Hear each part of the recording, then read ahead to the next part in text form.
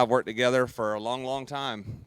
We share all the same customers. So just I wanted to start tonight's seminar by talking about a recent experience that Mark had, and it's really cool. I mean, he's a good friend, but at the same time, he's in the industry. He runs trips. He fishes offshore. He makes long runs with a 22-foot center console and a 150 horsepower engine. Well, engines with 500, 600, 800, 1,000 hours, sometimes things happen and there's a failure, right? No engine's perfect.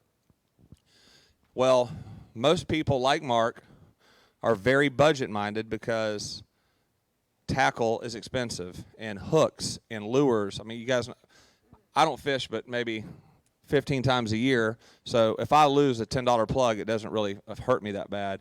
Or if for some reason I broke a $100 rod, it doesn't affect me as much as someone who it happens to a lot. My point is that when he starts noticing something wrong with his engine, first he tries to self-diagnose it, and then sheerly because of traffic, he lives 45 minutes to an hour away this time of year. So he had a local guy that does some work with him and for him on his motor look at it, and he couldn't figure it out. Then had a second technician look at it, and he misdiagnosed it completely. Said the motor's fine, it's prop chatter. This is typical for these four-cylinder engines with low RPMs. You got to get above 1,600 RPMs, the prop chatter will go away. Well, he knew it wasn't prop chatter, and then when I finally said, Mark, just bring it to me, I'll get you in front of a technician here, and like everybody's service department's a little bit backed up right now. We brought Mark in knowing that that's his livelihood, and he helps represent our company so well, obviously, and a little bit of a misdiagnosis, but I will have to say that. Regardless of what you're about to say, my degree's in mechanical engineering. Like, I know my boat, and I was like, something's wrong, and you believed me. Yeah. And nobody else, 6 different people told me there was nothing wrong with it, but Todd, and I'm calling you out, you right off the bat were like, okay, if you say there's something wrong, let's see. And you got on my boat, and you heard it, and you called it immediately with what it was. But sorry, I just want to give you credit. First time in 18 years. I promise you that I have been able to diagnose anything mechanically wrong with anything. So, you said it sounded like a car, remember? Yep. But so this is what's really cool. His motor's under warranty. It was a situation where, hey, you can run this motor till it blows up, and then we'll try to replace the engine under warranty. That's not the right thing to do. The other thing to do, yeah, offshore with a family. The right thing to do was, look, let's just cut 2 weeks out of being a captain, and let's just get it in here, and let's just deal with it, and best case scenario, we'll be done in 2 weeks. So I told Mark, I said, bring it over right now. I'll get a really good technician on it. The next morning, we diagnosed the problem. It was an exhaust issue, which left about a dime-sized hole in the side of his exhaust where really hot air was coming out of. If you want to see the picture, I'll show you afterwards. It's pretty crazy. But, so my point, here's the thing. Less than 10 days later, he has his boat back. It's in perfect working order. He didn't have to pay a dime, full warranty coverage, and he was just super, super thankful.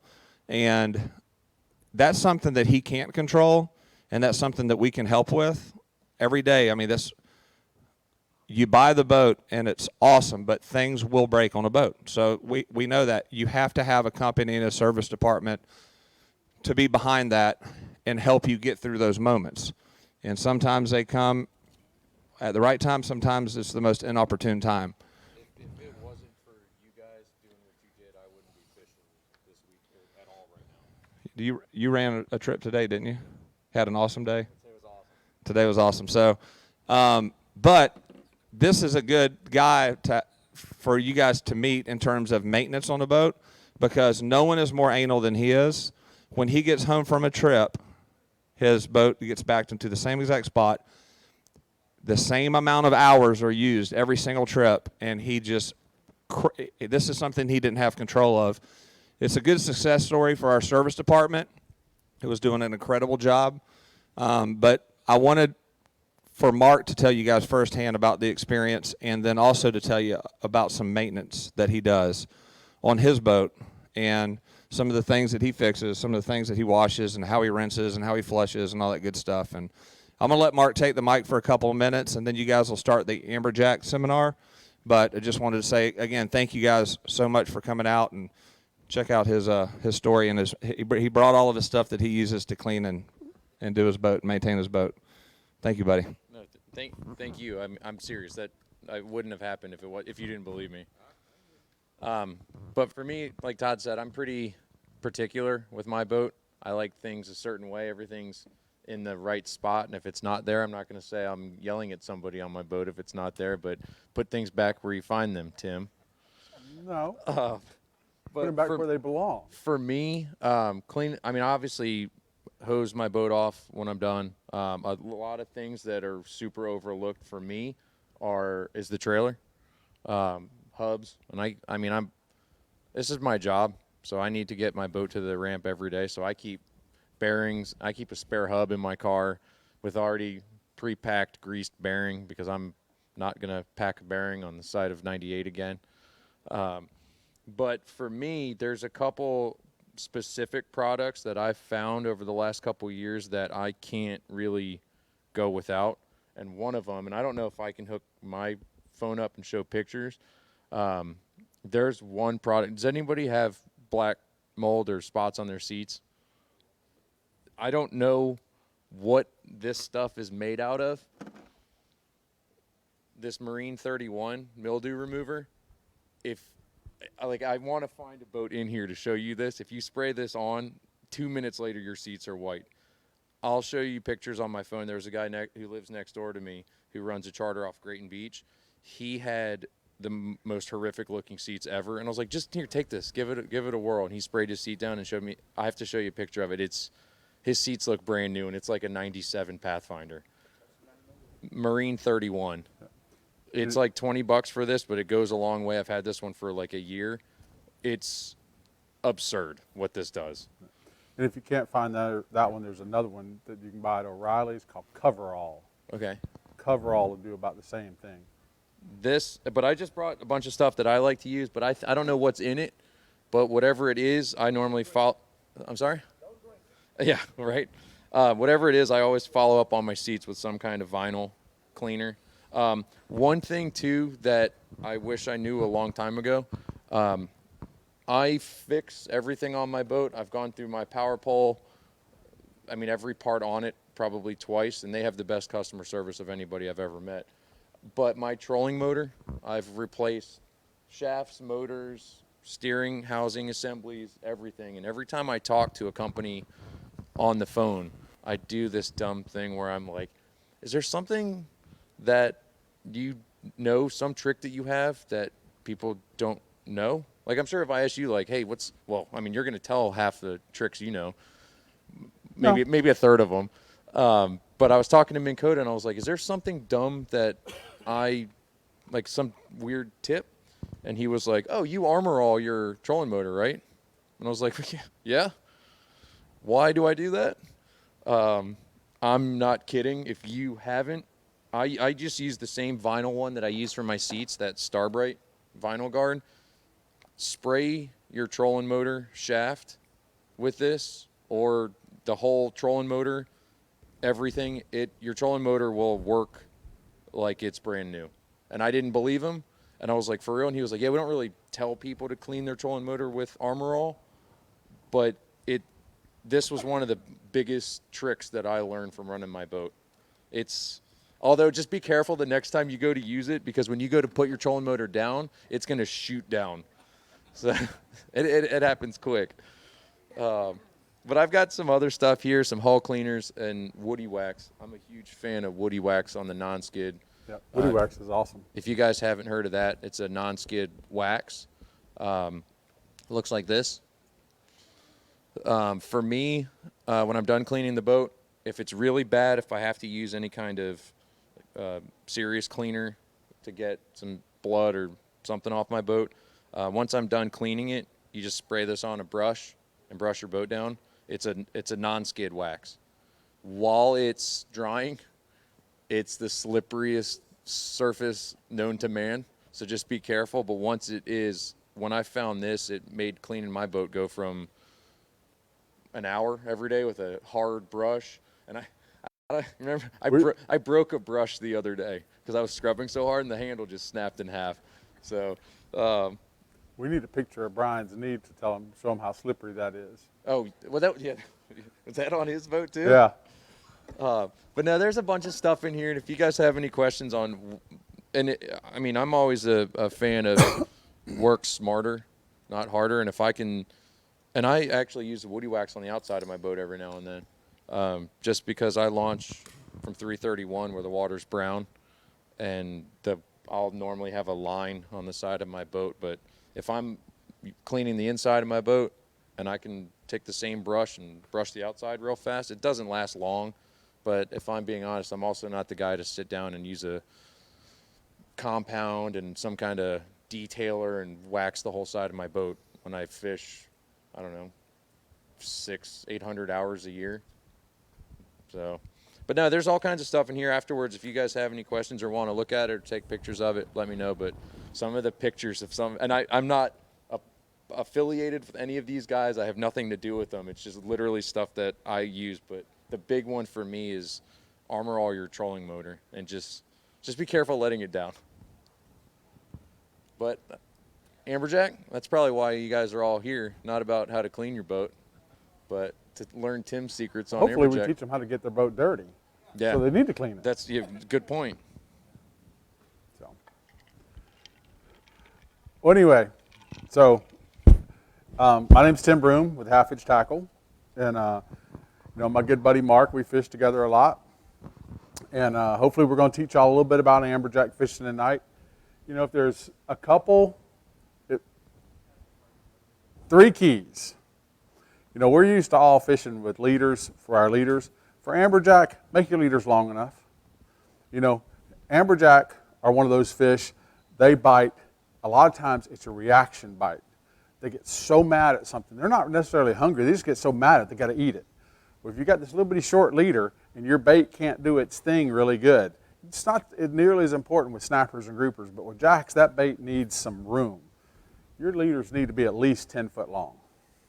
A lot of people, I run guide trips, and I'll get on people's boats, and first thing I do is cut everything that they got off and re-rig it, and then I'll put one of these long leaders on there, and all of a sudden I look over there, and they got 4 foot leaders on. I'm like, what happened? And they said, well, it tangles up. I don't like it. It tangles all the time. You do with a long leader, you have to learn how to put it out. You got to take the bait and kind of pitch it over here.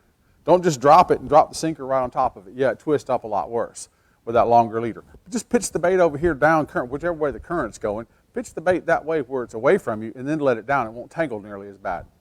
But that is a big key. So everybody, I'm assuming most everybody's got a boat. Who all has a Garmin? Who all has a Simrad? So we do have some Simrad people. Okay. We're going to teach you a little bit, about how to find fish. And finding fish is getting easier and easier every day. If you have a Garmin unit and you do not have Garmin Blue Charts G3 Vision, you need to go either download it or purchase the chip. It's is it $279 or $379? I think it was $279. $279. So if you got a Garmin, you're going to like it a lot better because it's a lot cheaper for Garmin. And Garmin, theirs is very proprietary. You have to use the Garmin Blue Charts, but it's relief shading, and I'm going to show you what that looks like on my phone here in a minute. And just to be clear, I hate people knowing about that because it really is that big of a deal. If you don't go buy it, good, because I'm going to go fish those spots. Yeah. But if you do have, it really is. Well, I just want to reiterate that. I've been talking to a lot of our other charter boat captains here lately, And I know a lot of charter captains who are not fishing wrecks anymore. They're just fishing bottom. They use it to go to these edges and drops and fish natural bottom, and not relying on wrecks. I mean, I think there's more stuff on there than anyone could ever fish. You can't fish at all. No. So if you have a Simrad, what do? Well, for Simrad, there's another company out there, and theirs works on Simrad, Ray Marine, everybody else is called Seymour charts. Well, the Seymour it's the same product, basically, the Garmin Blue Charts is. It's a different color than the Garmin uses, but the color doesn't really matter. Unfortunately, for the Simrad units, the Seymour stuff, it's 700 instead of basically 300. But I promise you, at the money you're going to spend for it, it's worth every penny. And then, having the right live baits. We're going to talk about jigging, and there are definitely ways to jig for amberjack, and it's a great way of fishing. But in this heat, in the springtime, jigging is way more effective than it is in the fall just because of the heat. But as we get into October, November, December, the jigging starts to come back around pretty hard again. But having having live hardtails and spending the time to get the right baits. That's just a cool picture. Fish that we caught a couple years ago, 2 at one time. That was actually jigging. That didn't pull at all, did it? Not at all. So, and I'm going to hook my phone up so you can get a little better idea of this. But this is Garmin Blue Charts G3 Vision Relief Shading. And this is the Seymour. No, it's different colors. So I've spent a lot of time. One of my good buddies who runs a charter has the newest Seymour. The data's almost the exact same. So this is, and it works on your phone. Mine I have a Garmin Blue Charts app on my phone. And I guess it won't let me. So when I'm here, I'm just on a regular fishing chart. And then as I start to zoom in is when Garmin Blue Charts becomes available. You have to zoom in a little bit before you see it. And I'm going to come down here.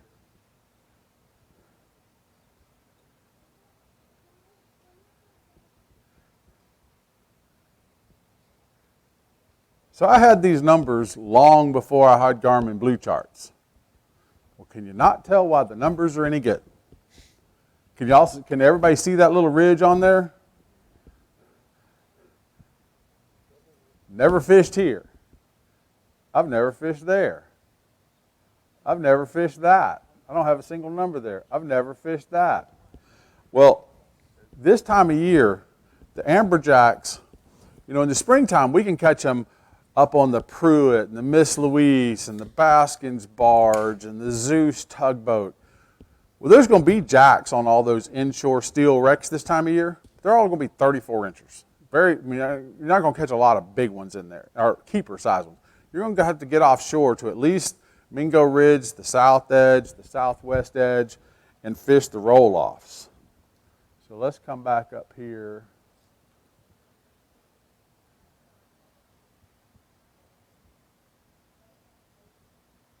So where's Mingo Ridge at? Oh, I'm too far over. It's right there. So Mingo Ridge has got to be.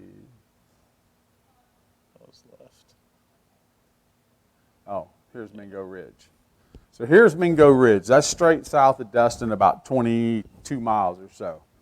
And that's a good starting point for jacks. But where they're really going to be is a little south of here on this roll down right here. This water goes from 240 to 312. This whole roll off here, if you would go out there one day, take a couple lures out there and go troll for wahoos and dolphins and troll this big drop off here, you'll have all the amberjack rocks you ever want. because that's where they're going to be out here in this deeper water. That's where the nicer ones are going to be anyway.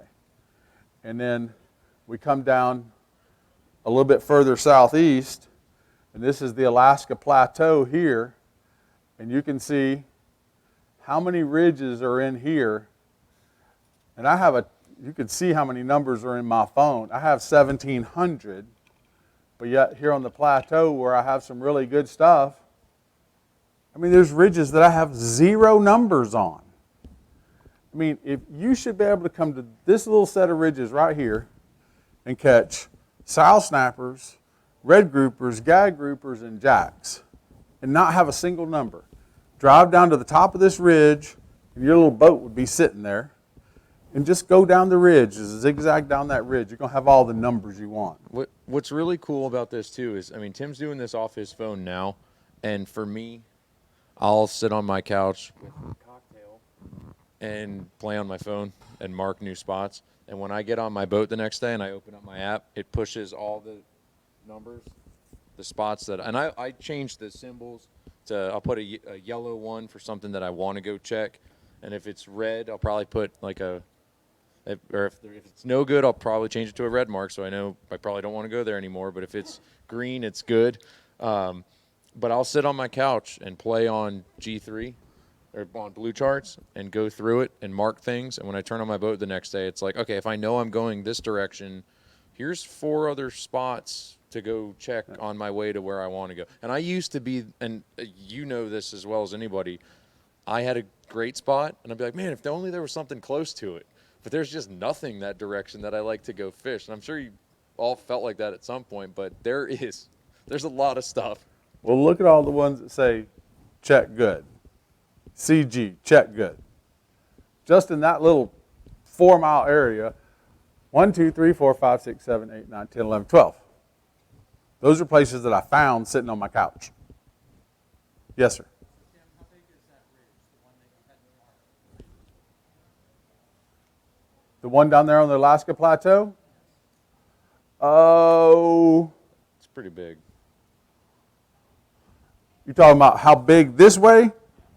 5 to 10 foot ridge. Yep. And it's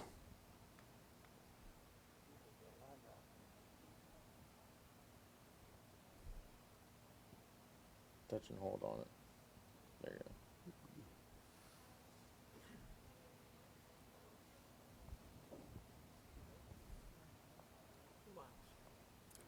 1.7? yeah. And it's a mile, that part of the ridge is a mile long. So, I mean, there's just endless areas to, you can come and fish. You could come here, I could come here with 0 numbers and go catch snapper, grouper, and jacks tomorrow for that $300. There's just so much there. And like I say, I don't have Seymour, so I don't have one that I can sit here and play with. But Seymour it works just the same. It's just different color. So if you have a Simrad or Ray Marine and you need to get Seymour charts, it's going to work the same.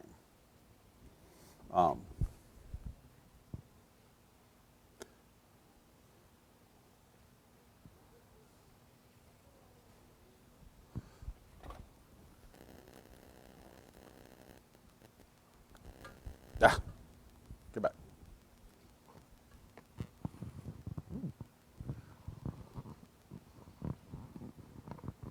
I mean, I don't have a signal. And learning to use your electronics, I know we went over this at the rate. Yes, sir. Yep. Huh. Yes, sir. How do I get the blue chart on my phone?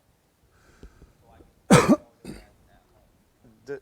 Depending on your chart plotter, it'll require an SD card, a blank SD card on your chart plotter for it to be able to sync back and forth with your phone. Because the app, the Garmin, it's called Active Captain. Right. The Active Captain app. I got Active Capital, but the thing is when I called them, because at first my release data wasn't showing up.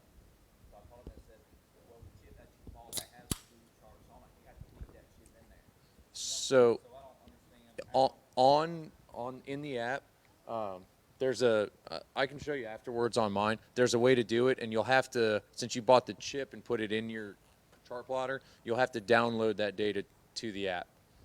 And it's a little tricky on how they show you to do it, but you basically just have to get that data off the cloud or whatever onto your phone. If you come up afterwards, I'll show you on mine. You can't Bluetooth that over? You can't use Wi-Fi and Bluetooth over? You'll have to download it off the. Okay. It's too big, but Okay. it's cool because then, and even I just downloaded the newest update for Blue Charts to my phone, and then it can push from your phone back to your chart plotter. Yeah. It's better to put it to your phone and you go from phone to plotter than plotter to phone. Also, if you have two Garmin units, if you ever do try to go from your phone to the Garmin, disconnect them from each other because they'll freeze each other up. And I'm not saying I put, I don't know how many dollars in new electronics on mine and tried to update them, and I thought I bricked both of them and ruined both. And then after 4 hours on the boat late at night, I called Garmin, and they were like, oh, unplug them from each other. And then they both updated instantly and turned back on. So they don't tell you that anywhere, but if you ever do try to update them, just make sure they're not plugged into each other or networked on NEMA 2000 or Ethernet. So, moving on here to bottom. You know, if I was on this one, I've split the screen in half. This is in 295 feet of water. And if you couldn't see this, if you didn't have your plotter zoomed into the bottom, and you were only looking at this right here on the bottom, would you stop and fish? Probably not. See if I can.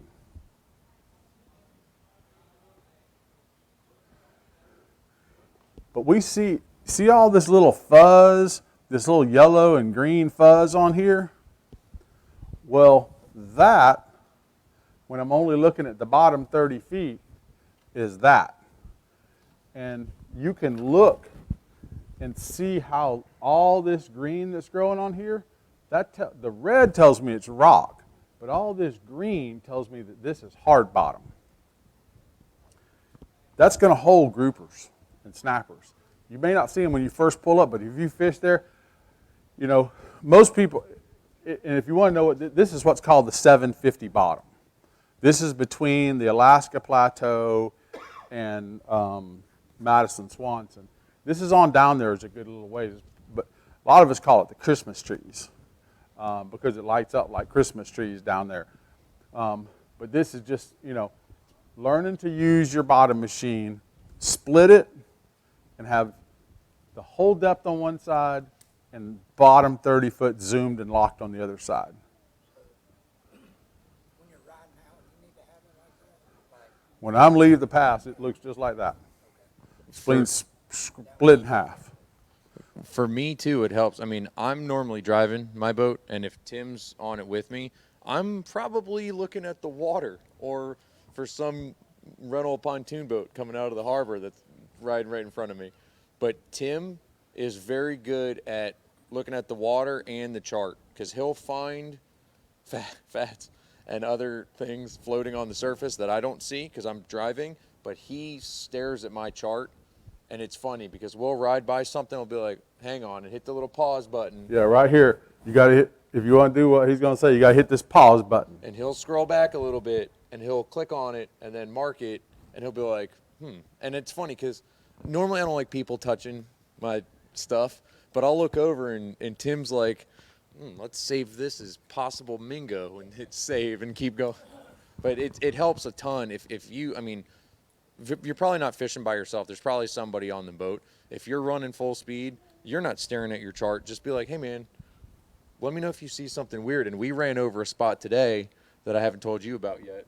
And I was probably going 40 miles an hour across the Gulf on the way back in. And we ran over it, and it lit up. So I don't know what it is, but I'll tell you tomorrow around 10 o'clock. You know, Dustin here, southwest edge, south edge, Mingo Ridge. And then we got our big stuff offshore of that. We got the southwest plateau, the Rodeo Bottom, Jurassic Park, the Alaska Plateau, and the Christmas trees. The Christmas trees, a lot of people call that 750 bottom. But these are where your big roll-offs are.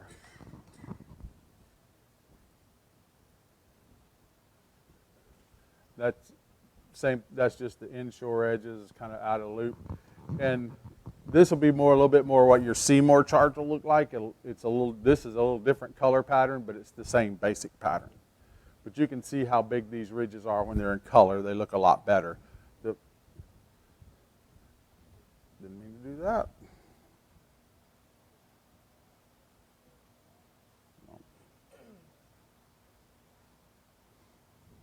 See, that's straight off Google Earth, and that's it in color. That's what your blue charts or your Seymour will look like. That one we don't really need. You talked a little bit about trolling motor earlier.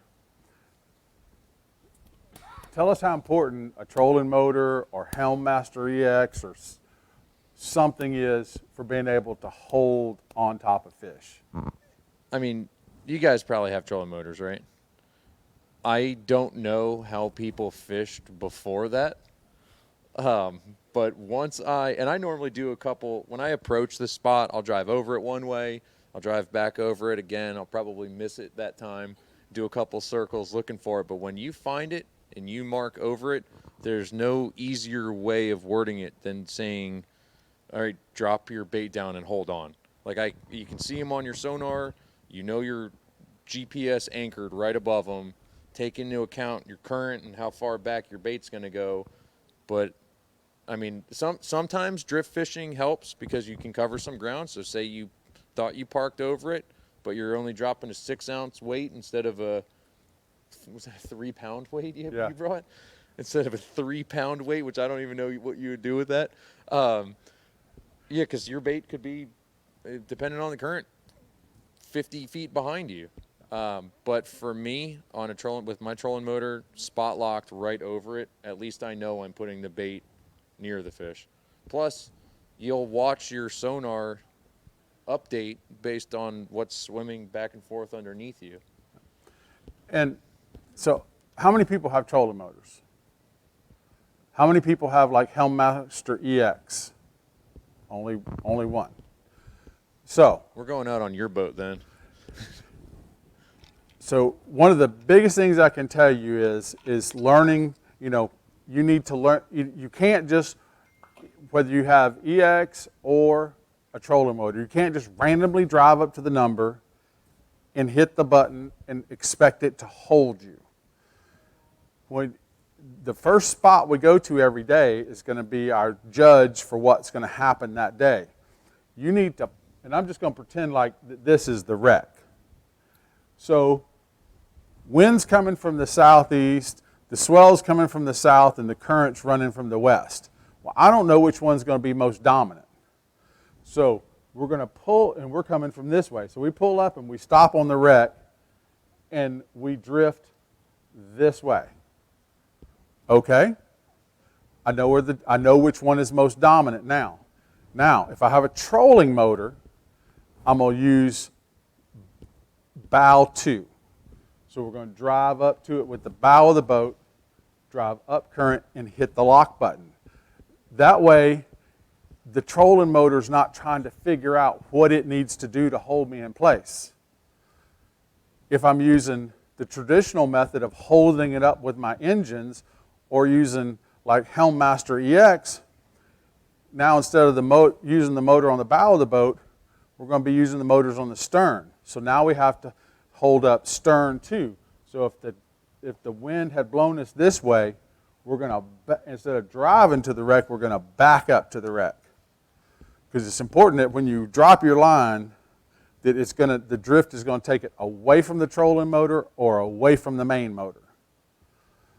But if you just pull up there and randomly stop, your boat may spin around 4 times and it's trying to do all kinds of stuff and trying to figure out where it wants to hold you. Well, whether you're using EX or the trolling motor, it'll only do it for 3 or 4 minutes. If it hasn't figured it out, it'll automatically shut off, and then now you're half a mile away. So stop on the wreck the first time, figure out where your drift's going to go so you can come in at the correct angle. It should stay the same most of the day. It may be off a little bit, but you just can't just randomly come up and hit the button. It's kind of funny on my boat sometimes because I'll ride over a spot and then I'll come back over it and then I'll anchor and the boat will spin a little bit and everybody's like, "Can I drop now? Can I go?" And I'm like, "Hang on, just wait a second. The fish aren't going anywhere. Trust me. Once you're right over them, you're gonna catch a lot more than we would just so. It's a patience thing, Yeah. which is hard. I'm not good at that. So that's one of the things I figured out this year. Last year was hell because that's the first year I did it. But when you come over, and I figured that out, you need to figure which way you're going.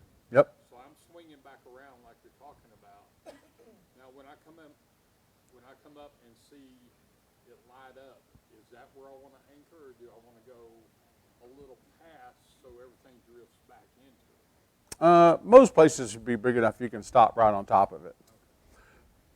I will say that sometimes with jacks, snappers and groupers are typically on the structure. Jacks can be down current of it.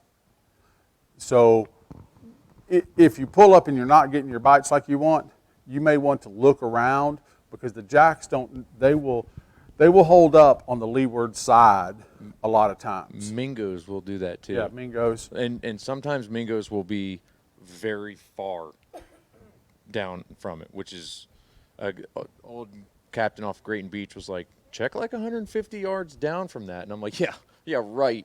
And he's like, no, for real. Just drift off of it and try. And I was like, man, I hate it. I hate it when some of these guys are right, but I appreciate it. So you asked me what the 3-pound weight was for. I'm not reeling that up.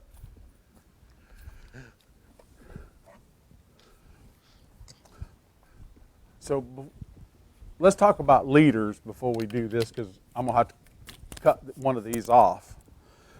So to me, there's two ways to fish. Traditionally, if you go on a charter boat in Destin,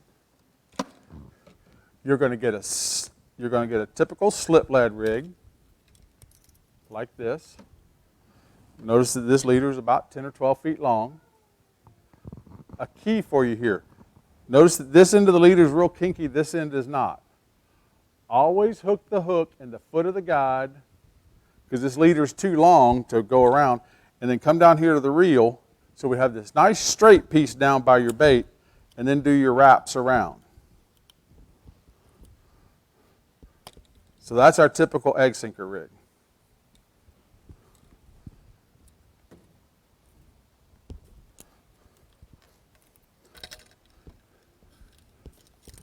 So I generally fish with a snap lead rig. Works the same, but it's real easy for me to change the size of my lead. We always want to fish with the lightest lead we can so we have feel, but yet we have to have enough lead that we can fish straight up and down. Well, as I'm moving around, I'm in 100 feet of water, then I'm in 200, then I'm in 300. Well, I'm going to have to change leads 2 or 3 times a day. Well, this way I can change leads out really easy and quick. With that rig, I have to cut it off. Plus, with that, and that's every rig I have on my boat, if you're moving spots and you want to figure out how to tie up your leader somehow and keep that weight from swinging around, unhook that weight and put it in your pocket. Yeah. Throw it in a cup holder. When you're running, this is constantly beating on your rods, beating on your guides, beating on your reels. This will beat up your stuff really fast. This is so easy. I just have everybody, like Mark said, undo it, put it in your pocket. And I'll give you another little tip.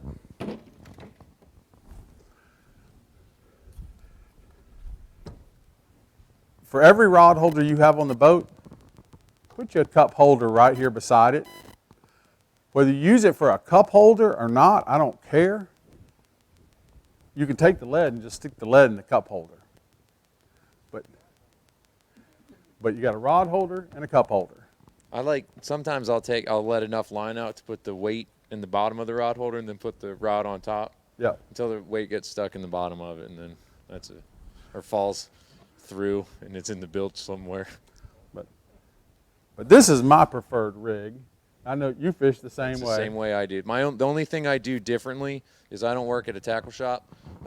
So instead of buying the snap weights, I just tie a little loop of 20-pound mono and loop it through the swivel and loop it through the end of a regular sinker.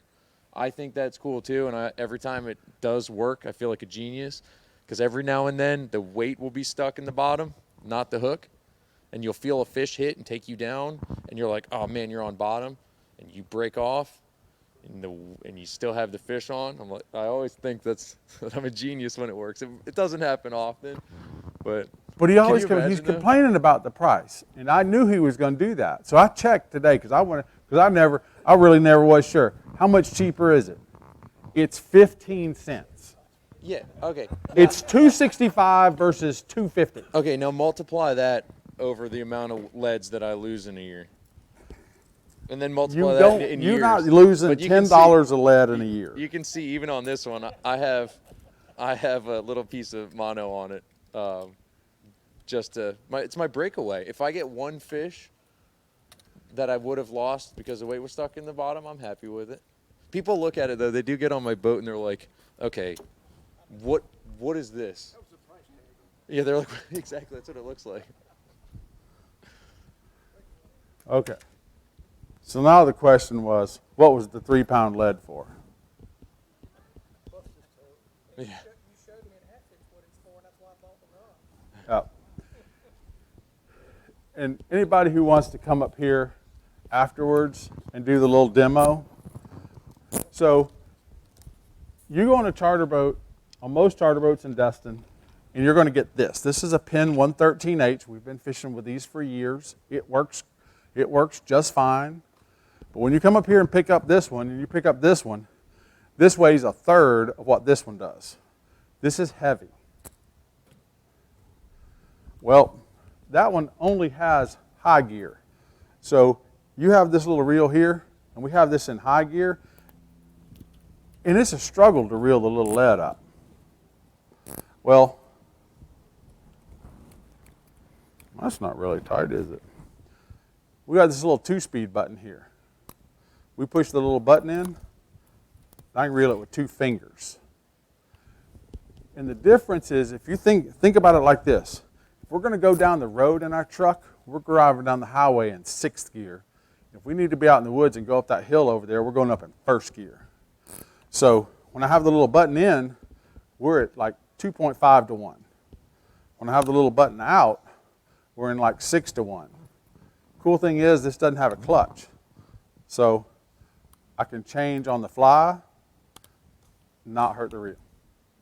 I can go back and forth as many times as I want. Most of the time, with jack fishing, it's probably not quite as big a deal, but for snapper fishing,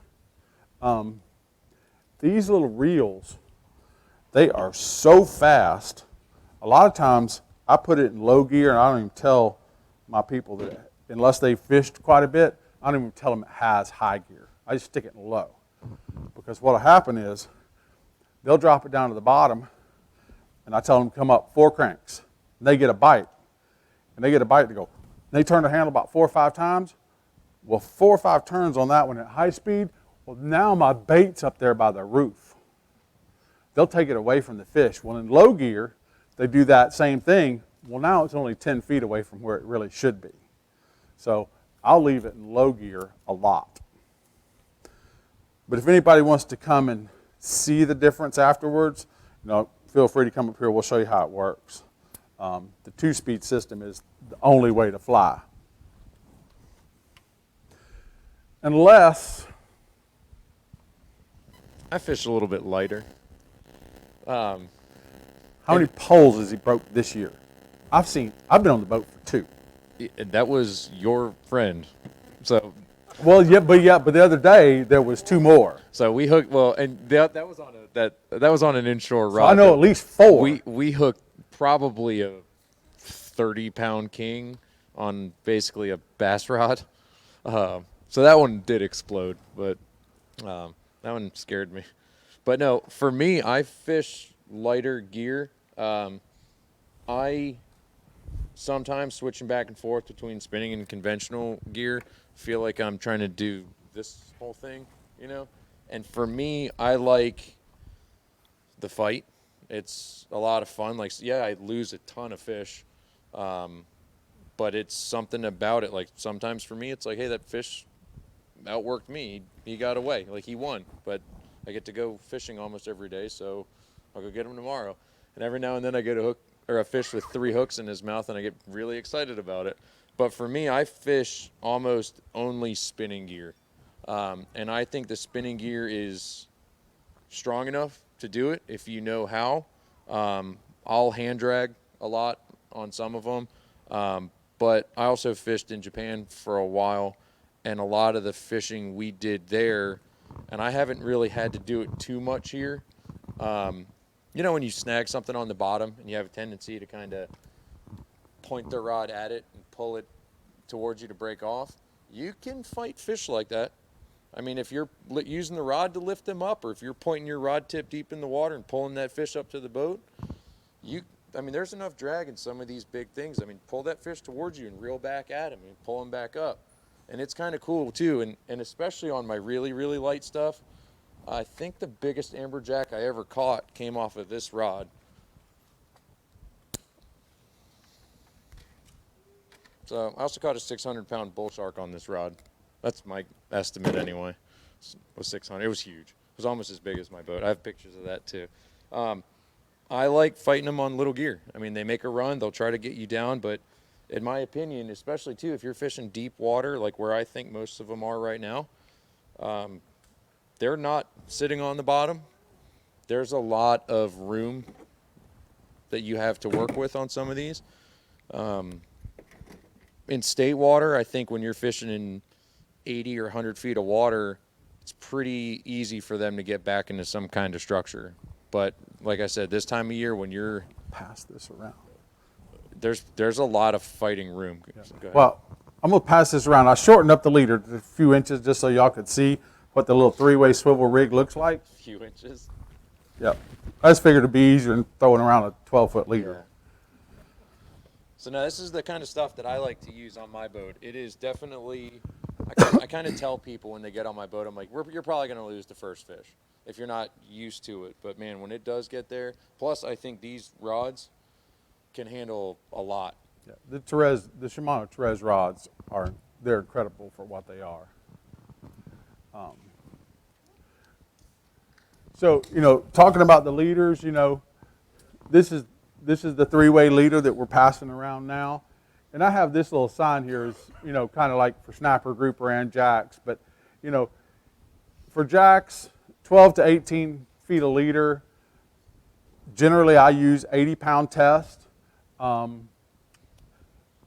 Definitely fluorocarbon will help you with that. And I like something, hook sizes. The Owner Mutu Light 7/0, the Owner Reef and Rig hooks in an 8/0. Both of these, very good hooks. We'll let y'all pass these around. If you can't remember, take a picture of it with your phone. That'll kind of help you out there a little bit. I have a question for you, and it might be somewhere on your slide. How can we be in low power mode already? It may be somewhere in your slideshow, but I'm not sure what's coming next. As far as mainline goes, you've kind of changed my opinion on using wind on, even on a spinning rod. Yep. So let's do this. I don't have a charger. Is there anything?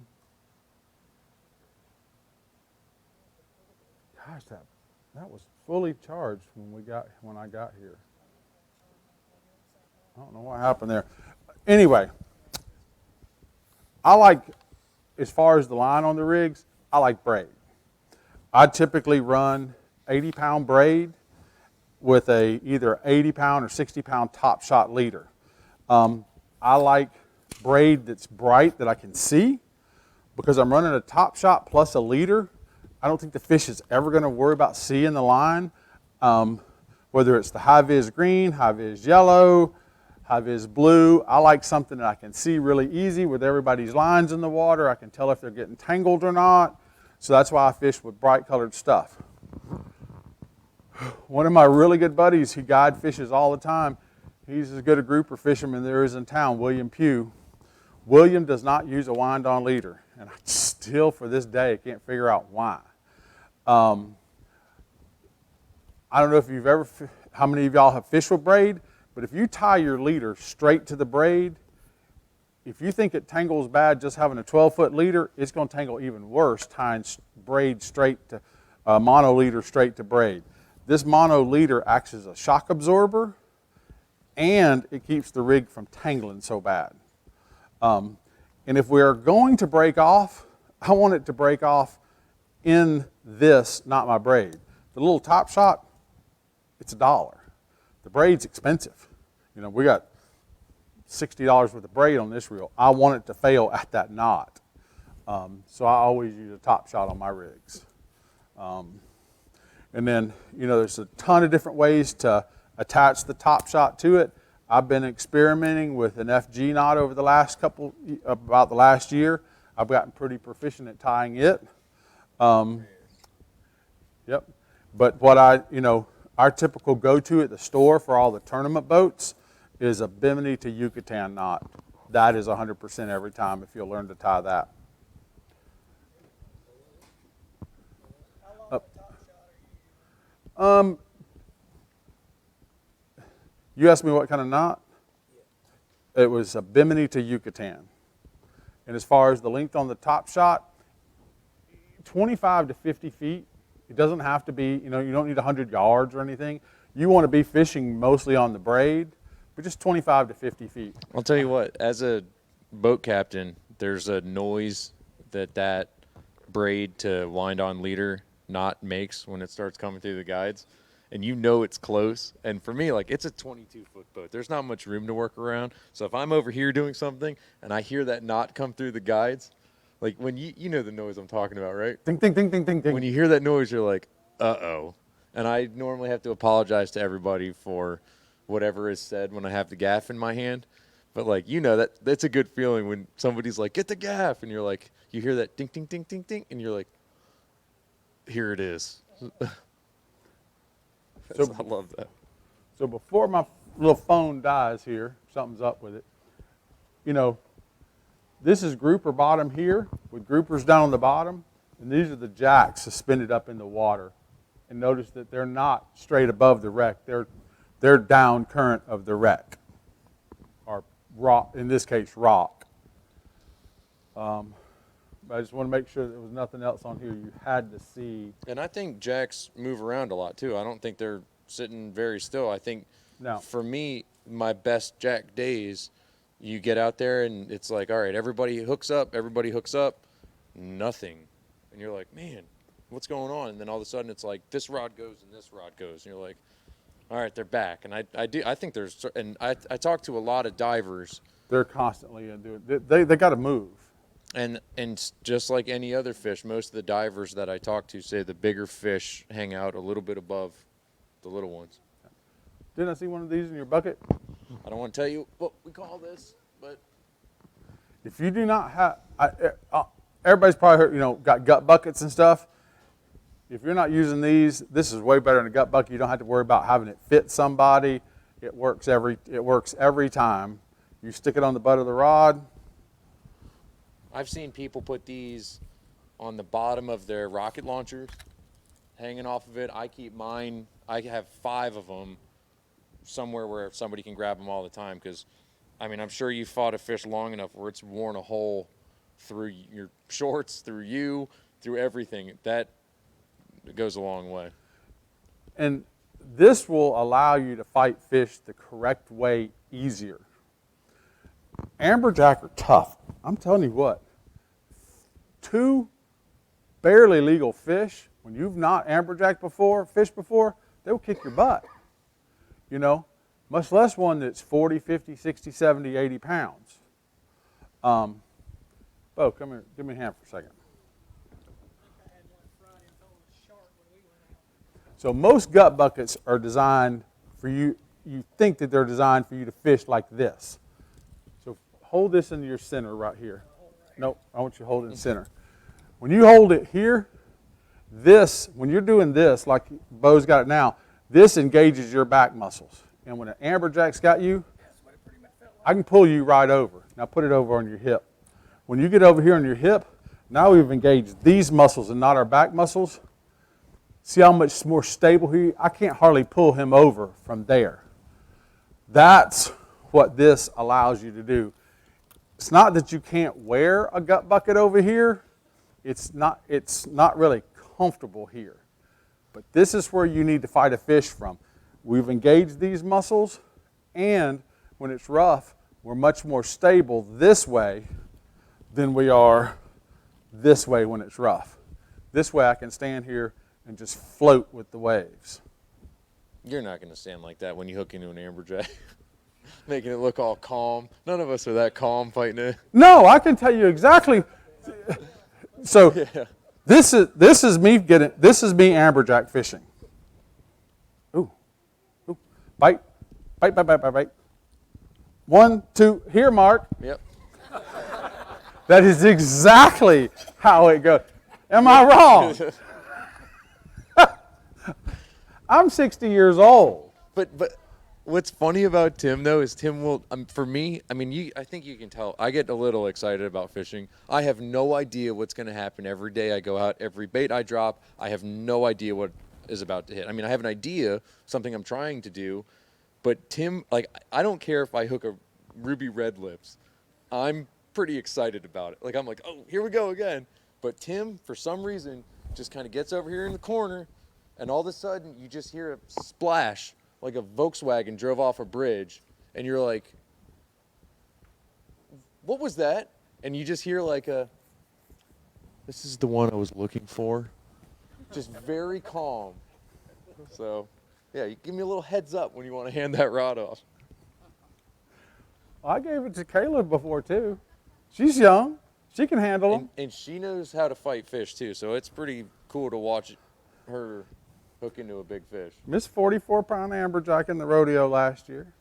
Yeah. Um, On one of these. So we kind of got off course there because I was doing my thing. But anyway, let's talk about live baits and then we'll go to jigging. You know, live baits. In this heat, you need to have quality live baits. And, you know, for me, my go-to live bait for amberjack is hardtails. That's my first choice. So I'm going to go out around the jetties, and I'm going to spend my time right around the end of the jetties, off down the beach a little bit, whether I'm jigging larger sabiki rigs. Normally we're using like a 6 or 8 Hayabusa, you know, for our cigar minnows and herring. I want a bigger bait rig for hardtails. One is they tear those up. Plus, this is much more, I control this, I can jig it. You know, I'm going to go catch me a bunch of hardtails.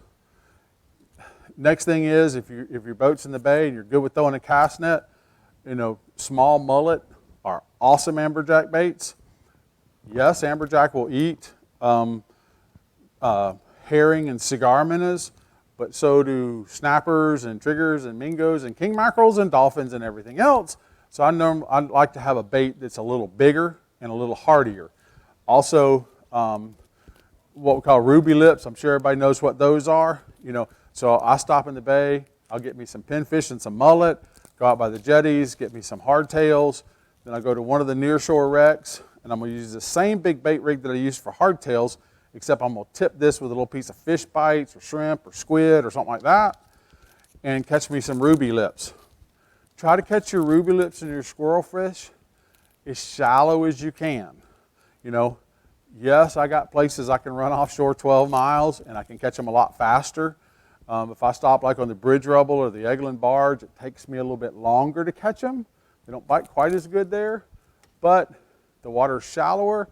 When you're bringing them up from depth, you know, you're dropping down there 60 feet catching these ruby lips, you buzz him to the top. Well, half of them are going to get the bends, and by the time you get where you're going fishing, they're all going to be dead. When you get one on hook one up, hold him for a second, hook a second one, and then just nice, easy crank them up so they don't get the bends. De-hook them, get them in your live well, they'll last a lot longer. But ruby lips and squirrelfish, great baits. And not that I know all you guys, but I have, like, every one of my friends who goes out fishing, I'm like, how was your day? And he's like, well, I found the best squirrelfish hole in the Gulf. I'm like, what's the number? What's the number for that squirrelfish hole? I'm going to need those for June 1st of next year.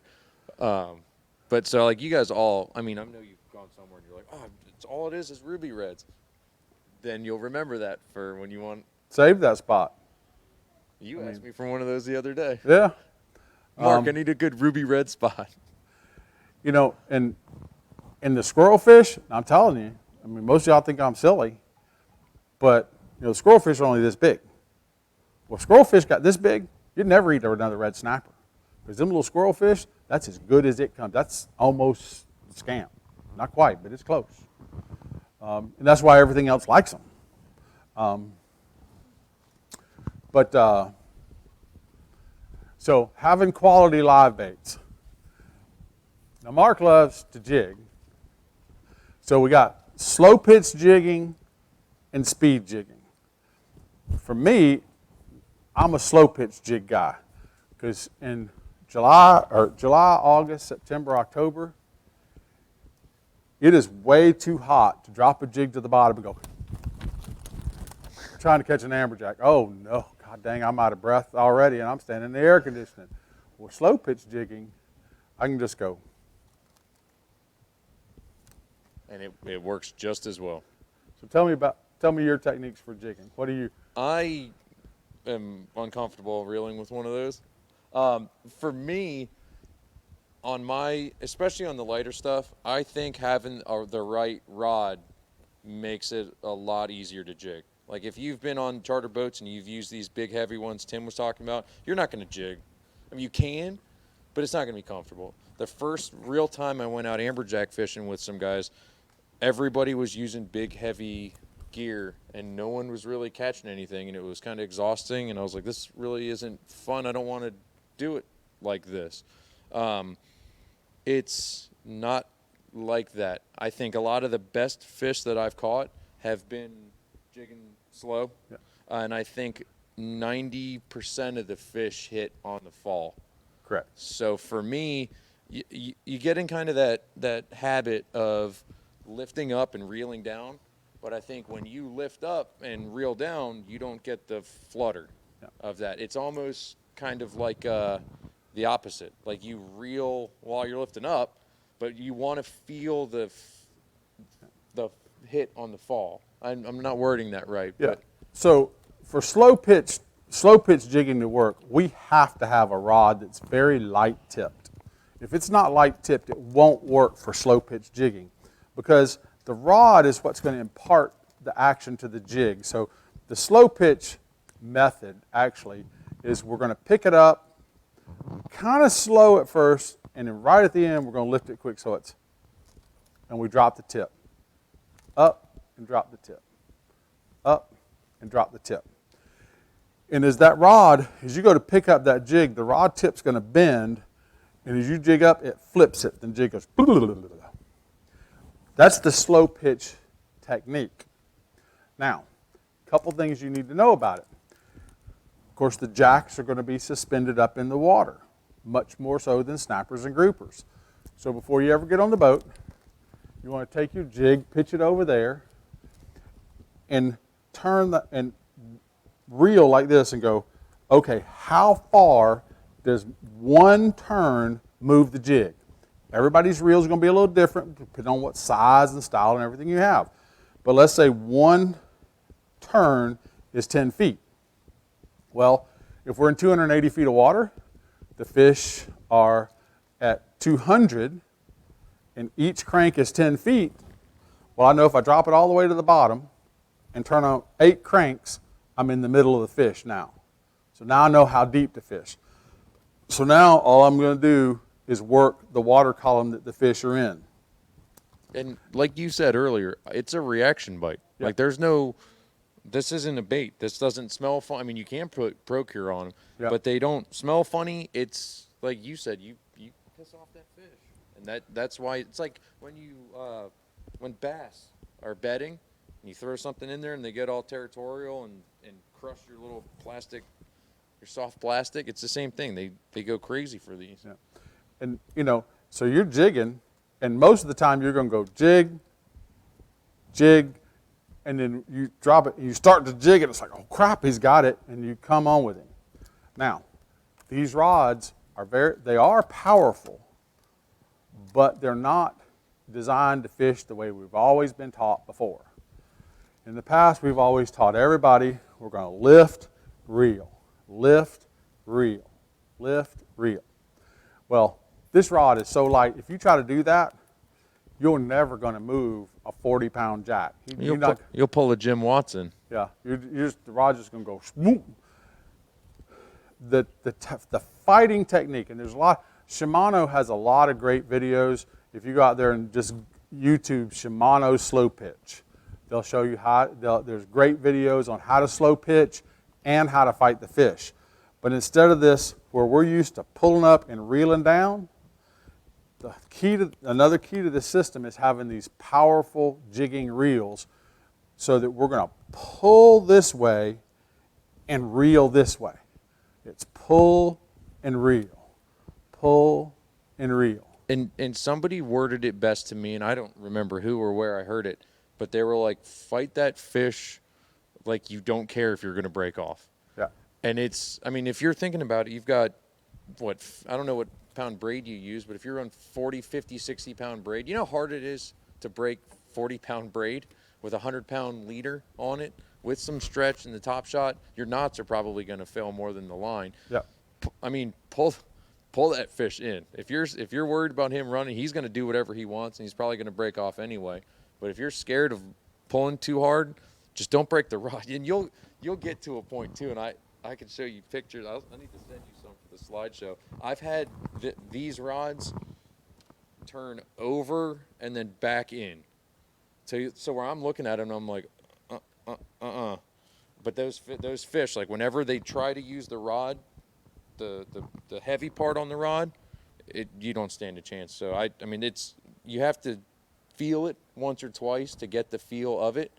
But normally probably hook a king mackerel first that takes off with everything anyway.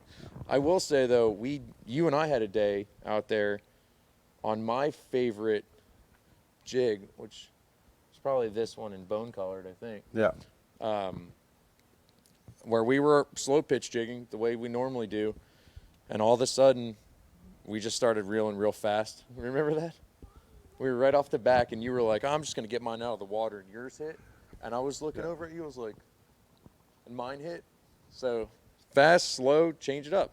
You never know what they want to eat that day. Sorry, I just hijacked that. Nope, that's good. About 6 feet. On mine, you got to be careful sometimes, because if you do start jigging fast and you lose track of where your jig is in the water, once that thing hits the surface, it's flying straight up. So for me, I used to go a little bit farther just so that I'd see my knot getting close. But I found that guys reel the knot. So, I mean, mine here is probably, 4 feet? 4.5, something like that. 60 or 80, either one. No. You can get by with 80. 60 is probably better on a jig. I have a question for you. Yep. Where on the jig do you hook, or where do you tie onto how do you connect your jig to your line? Took me a minute, but I got that out. You don't connect the jig to the rod. You connect the hook to the rod. So there's a split ring and a solid ring. And the split ring is hooked to the jig, and the split ring is hooked to the hook with that solid ring. You tie to that solid ring. That way, there's straight pressure from the rod through to the hook. If you tie it to the jig, now he's got a pendulum here, and he's going to get, half of them will get unhooked. That was a learning curve, for me. Also, the jigs come rigged all kind of different ways. You'll see them with a single hook at the top, 2 hooks at the bottom. I always buy extra hooks. I have a single hook at the top and 2 at the bottom. So like this one comes with just 1 hook, I would add 2 to the bottom. This one comes with 2 at the bottom, I would add 1 to the top. It's just, I found works best for me. But it does need to be tied to the ring of the hook and not to the lure. Yes, sir.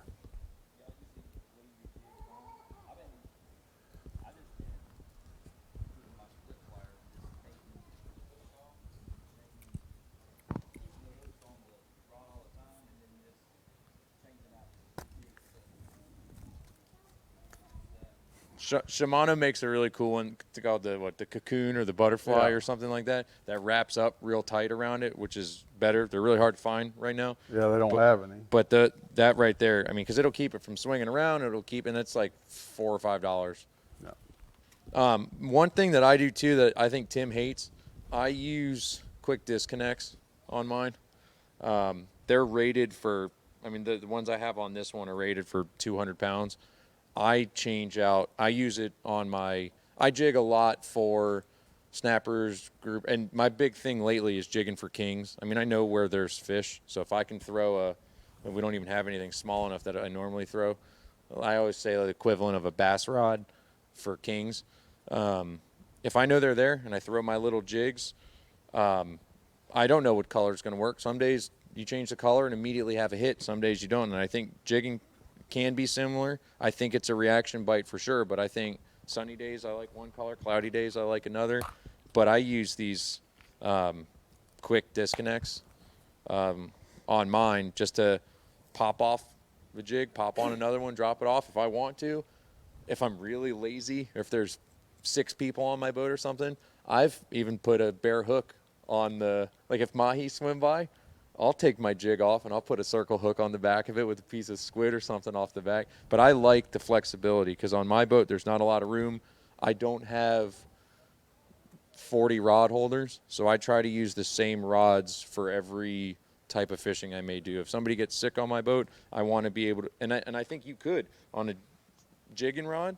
I could put a popping cork on this and throw this in a bay, and most people would love to catch a redfish on a rod like this.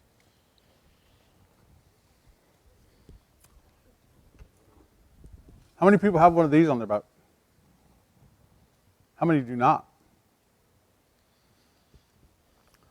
If you do not have one of these, this is one of the most useful tools you'll have on your boat.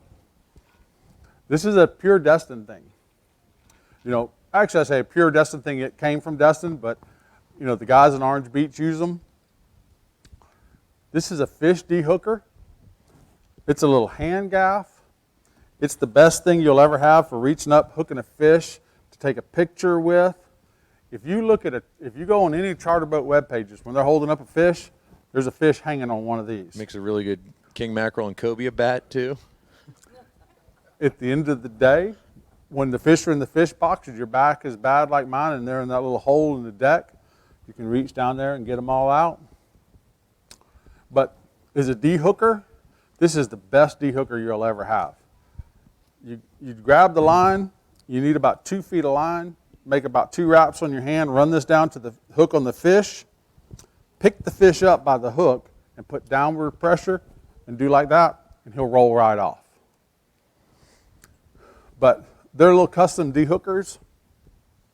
You know, we use them more when we're bottom fishing than anything else, but I'm one of the ones, I won't go fishing if there's not 2 of these on the boat.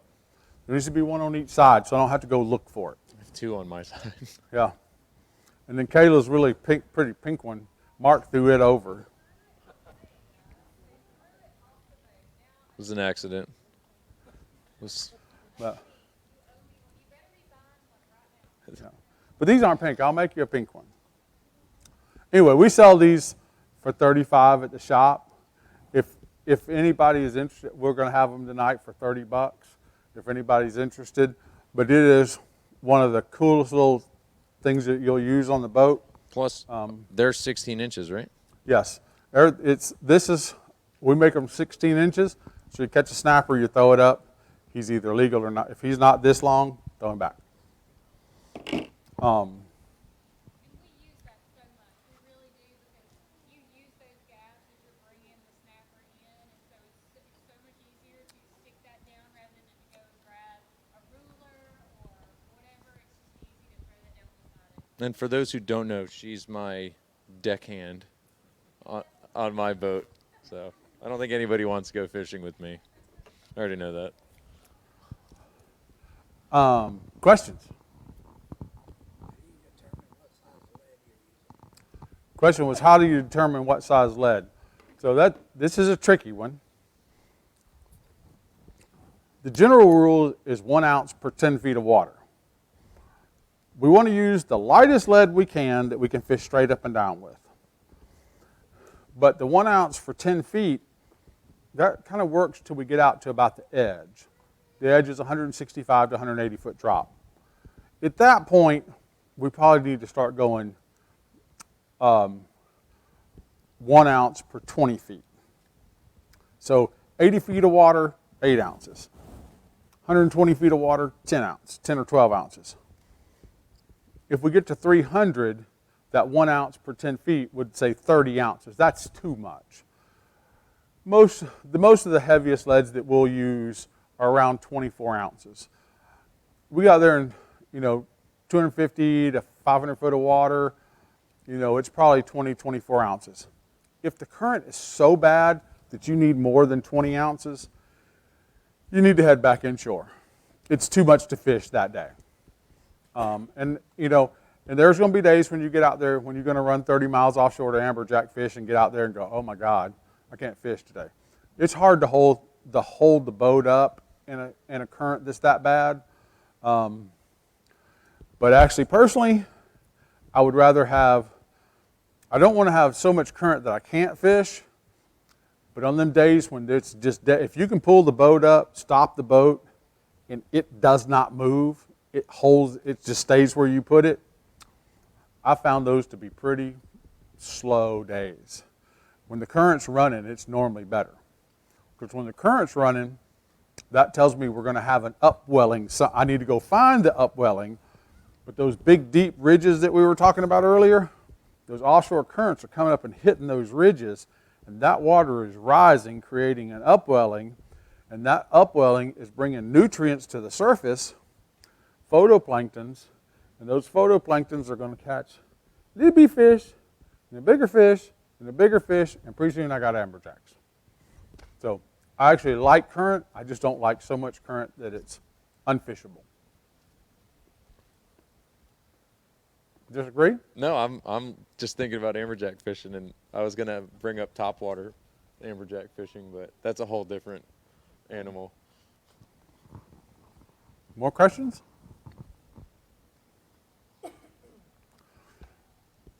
Well, that's easy. Yeah.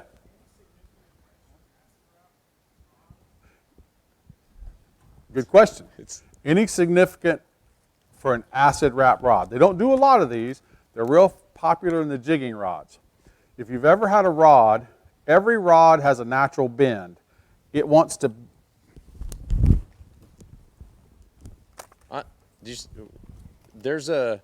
Have you used one before? So Okay. they have sorry, go ahead. So there's the natural bend of that rod. If I take this rod and roll it, it wants to bend right there. When you get a custom rod built, the first thing we do is check the spline and wrap the guides on the spline. So if you have a rod, so this one wants to bend 45 degrees from the guides. So when you're fighting a fish, it's going to want to turn in your hand a little bit. Rod companies, none of them do it, pre-spline rods. So if you came in the store and picked up 30 of them, you'd be lucky if you found one that it bent actually on the spline. Well, a spinning rod, it doesn't matter because the guides are underneath it and the pressure is pulling down on a downward, so it never wants to twist in your hand. On an acid wrapped rod, like the jigging rods, the guides start off on top and get under the rod. So it has a downward pressure, just like a spinning rod, so it's never going to want to try to twist in your hand. felt, you know, that twist. Like you've especially, I see it all the time when people do want to fish with these weird conventional rods. I'm kidding. You see it roll in their hands, and you know that feeling.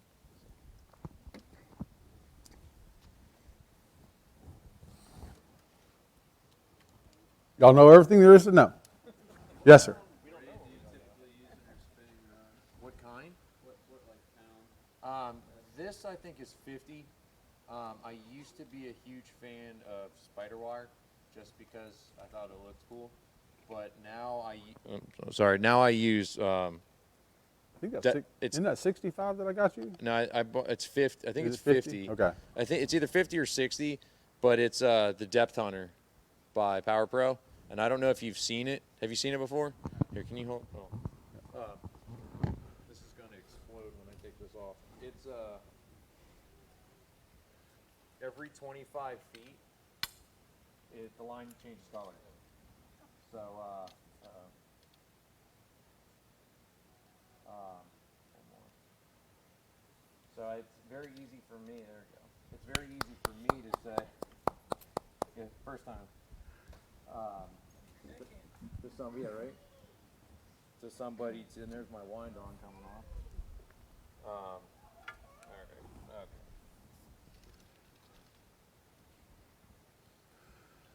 So it's what, orange now, and then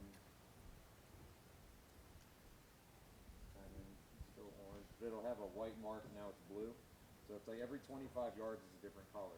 So for me, if I tell somebody like, hey, drop it till it's yellow, and then they're like, oh, okay, and then you can see it on the sonar, like where their bait is. I like it a lot. Plus, I think we started because Kayla really liked the rainbow color. I do, but also I had a hard time, depending on the current and the size weight, really knowing your count and how long it takes to go down and at what depth you are, and that I think it's brilliant because as long as you count that, it gives you a better idea of where you are in the water column, and it is pretty. So the fish like pretty colors. It helps a lot, and for me too. Like after one or two fish, and I had a guy last summer during snapper season, and he caught 7 of the 8 snappers, and I looked at him and I was like, "What are you doing that nobody else is?" And we were in 80 feet of water, and he was like, "I dropped my bait to the bottom and I crank up 25 times." I was like, "What? Can you do that again? Can I see that?" And he dropped it up, and I'll be damned if his bait wasn't like this far under the boat. So I was like, okay, everybody, and he was like, everybody reel up 25 times? And I was like, everybody just drop it down a couple feet. But now, and it just was one of those experiences I had where I'm like, okay, where did that bite come from? And you can see it on the sonar. Like when you have a live bait down there, you can see where your bait's sitting, really. I mean, it adds a little fuzz line on there. And you're like, all right, how far down were you? Where were you? And you watch, but with the color, for me, I can say like, oh, he was on yellow.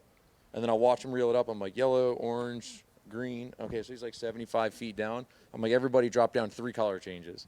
So it helps everybody get in the right. Because if you're not used to it and you don't know, people are counting and reeling, and you can see on their bait or on the screen, like one guy's got his bait here, one guy's like way down here, and you're like, you reel yours up. He's like, no, trust me, I know what I'm doing. You're like, okay, well, I'm going to watch this guy's rod over here instead. But I think that stuff's pretty cool. But, I mean, looks mean everything, I guess.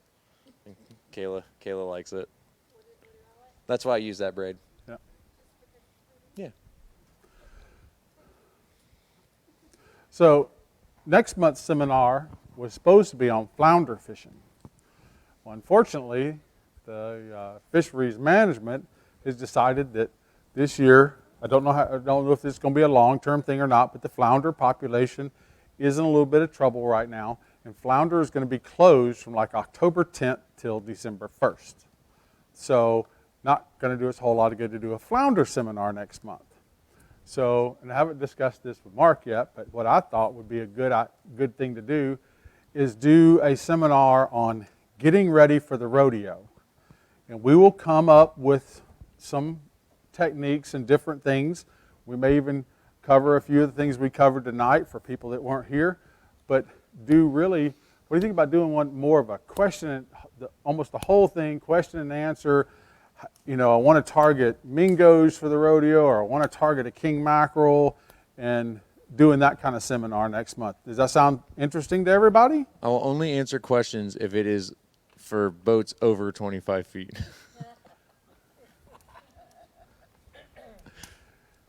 No, I think that's a cool idea. Yeah, just something a little bit different, and we'll talk about everything geared up getting to the rodeo. We might even get a couple people from the rodeo. I'm on the board myself, but just to do a little history on the fishing rodeo itself. We're looking to have a really good rodeo this year. We had a great rodeo last year. Don't see any reason we won't have one this year. I think it's cool too, because it's not just Amberjack. It's not, you could go out, and that's another thing. Like, so people go out, and the thing that drives me the most crazy is the word limit. And everyone's like, I got my limit of snapper, I got my limit of this. Like, that's okay, but don't forget why you're out there fishing in the first place. Like, you're not meat fishing. It's a lot cheaper to go to Publix and buy a meal than to try to buy a $200,000 boat and go catch your limit a snapper. Like, it's not about that. So some guys go out specifically to target Amberjack, and I've had days where people are like, I want to catch Amberjack, and I'm like, me too. I hope we can find them. And you go out there and you're like, okay, the Amberjack aren't biting, but these gags are. And people are like, oh, well. Or the mahi over there on that grass patch or whatever. Yeah, and you're like, wait a second. My plan for the day, we had a day where we planned for it, and mahi were everywhere. But yeah, no, it's like you want to go Amberjack, and especially during the rodeo. Like, you can have a fish in mind, something you want to go fish. But, there's a ton of other fish everywhere. Some days you'll find Amberjack that you can't get to eat. And you're like, well, there's a 40-pound red snapper that just hit right here, which is the trophy fish that's insane. And then a kid gets it in the boat and starts crying because he can't keep it. And you're like, wait a second, you're missing the whole point of fishing, man. This is something's different here. And you have to have alternate plans for October, because it's not called Rocktober for no reason. There's a lot of beautiful days in October, but there's a lot of rough days in October. So you have to have alternate plans, inshore, nearshore, offshore. So we'll try to change it up and do that. At least try it out next month and see how that does. A little rodeo fishing question and answer thing, and bring your questions and notes. October's just awesome. I feel like fish moving closer. There's fish in the bay finally. We have 210 spots on the rodeo board to put a fish. There's charter boat, charter 25 and under, private 25 and under, pier bridge surf and jetty, bay fishing, near shore, pier bridge and surf, extended voyage. There's so many things. You have so many opportunities to put a fish on the board in the rodeo. And it is so cool when you get to pull up there with your boat to that rodeo dock and throw your fish up on the dock and hop out. And poor Miss Destin grabs a D-hooker, and it has like a gutted 50-pound Amberjack that she's trying to drag across the dock in her high heels and her dress. And you're like, I'm sorry, Lauren, if you're watching. Well, guys, we appreciate y'all coming tonight. We got to do some giveaway thingies. Deborah made me promise that I would do a couple of announcements, though, and All right. with the giveaways, I have a beautiful assistant in the audience. Her name is Abby, so I would like for her to come up here with me. With Legendary, Legendary's partnered with the FFMD. So there is the 5th annual boat, truck, and cart giveaway. There are 3 chances to win with this. The money's going toward the FFMD. There's a lot of great prizes. It's an Everglades, an F-150, and a golf cart that they're giving away. Plus, even if you just enter it, you get super awesome swag prizes with it just for entering it. Didn't somebody here win it? Yes, 2 years ago, we did have someone from Legendary that did win it. if you are interested, I think it's $100, to enter the. Tim, what are you doing over there? You're interrupting me. Deborah's going to be, she's going to get on to you over there. But if you are interested, talk to Deborah. Come up here. You guys will see these things around the building, and you probably saw her earlier. There's a little QR code, but it's for a great cause if you guys are interested. The second little bit of information is that there is a Legendary typically does a ladies at the helm class. They have recently done just an at the helm class in general, and they had an overwhelming response for that. So if you guys will just stay tuned on social media, they are looking to expand that next or in the coming weeks and announce the schedule. It's going to be not only for beginners, but they will have an intermediate and advanced class too. So Deborah asked me to say those things, and I don't want Deborah mad at me, so there you go. All right, Miss Abby. Will you help me with this drawing? Yeah? All right. You want to hold this for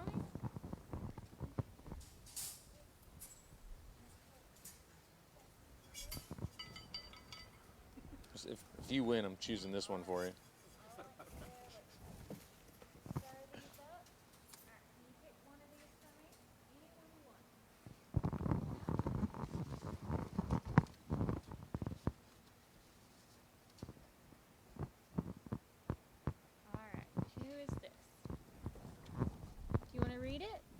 Do you want me to read it? Want me to read it? All right. Glenn Miller is our first winner. Right. There you go. Do you want to pick another one?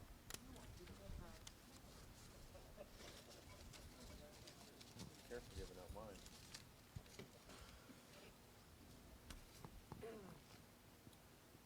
All right. Winner number 2 from Miss Abby is Jessica. Not really sure how to pronounce your last name. Finnick? Finnick? Oh, Yeah. Abby, which one This is rigged. Rigged. Wait a second.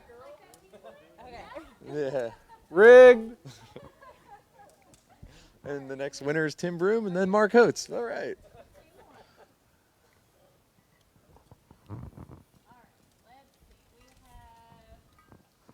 Thomas Yeager. All right, there you go. Good job. All right, one more. Last one.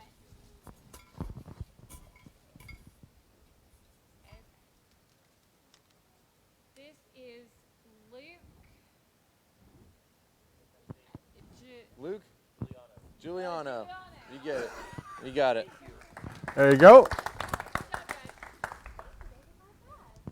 Anything? Another round of applause for Miss Abby. Thank you, Abby. Anything else for us? We appreciate y'all coming out tonight.